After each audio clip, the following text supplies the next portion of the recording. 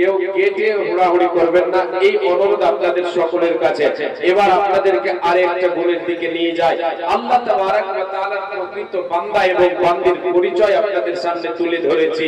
জি, প্রথম যেটা বললাম, চলার ভঙ্গিমা হবে নম্রভাব, অহংকার থাকবে না।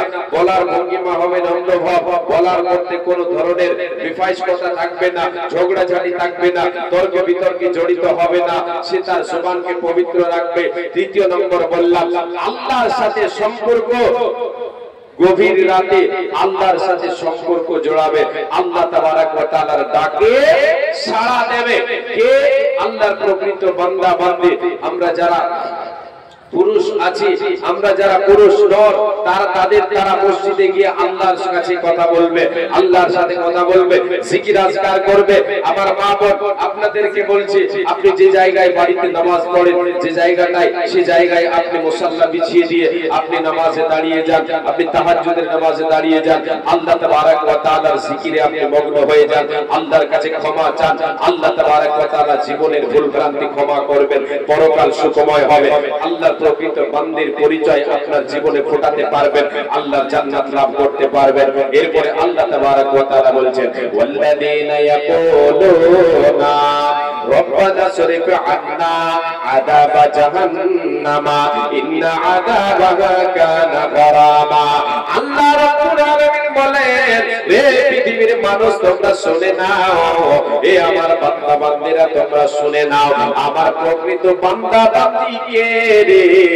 আমার প্রকৃত বান্দা বান্দী যারা হবে, এরা পৃথিবীর বুকে আমি আল্লাহ যে জাহান্নাম তৈরি করে রেখেছি, কঠিন জায়গা, শাস্তির জায়গা, সে কঠিন জায়গা থেকে আমি আল্লাহ আমার কাছে পানা চাইবে, আমার কাছ থেকে পানা চাইবে, ওই জাহান্নামের কঠিন আযাব থেকে পানা চাইবে।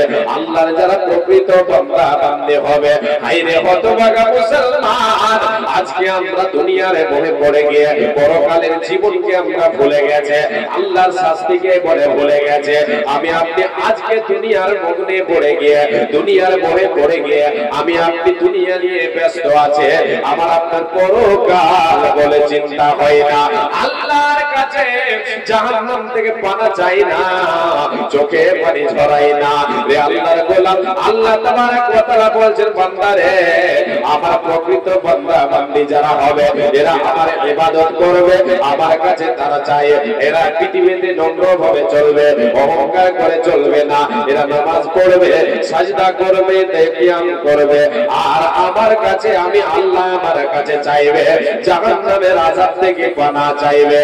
আল্লাহ তাবারক ওয়া তাআলা বলছেন, মুমিন মুমিনা আমার প্রকৃত বান্দা বান্দী বলবে, ইয়াকুলুনা, তারা বলবে, রব্বানা সরিফ আন্না আযাবা জাহান্নামা ইন্না আযাবাহা কানা গারামা।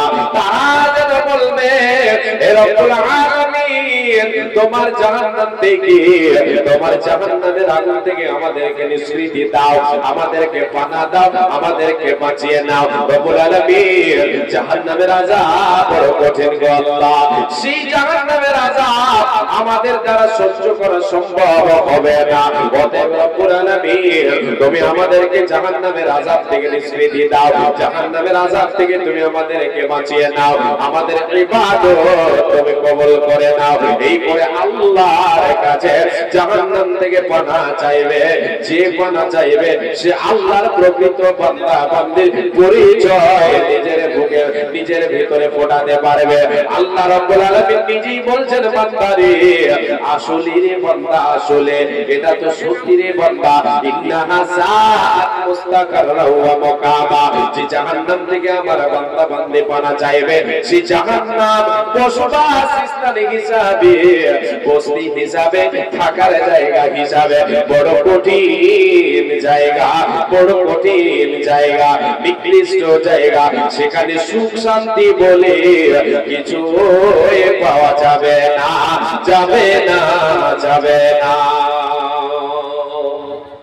আল্লাহ তাআলা নিজেই ঘোষণা করছেন, যেই জাহান্নাম থেকে আমার বান্দা বান্দীরা আমার কাছ থেকে পানা চাইবে, সেই জাহান্নাম বসবাস স্থান হিসাবে কঠিন জায়গা, কঠিন জায়গা, কঠিন জায়গা, নিকৃষ্ট জায়গা, নিকৃষ্ট জায়গা, কত নিকৃষ্ট, কত কঠিন জায়গা।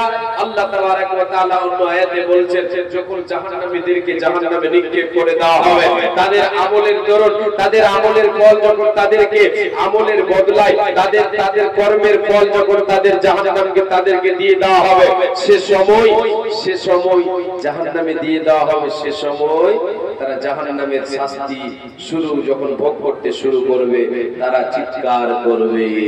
কেমন চিৎকার করবে?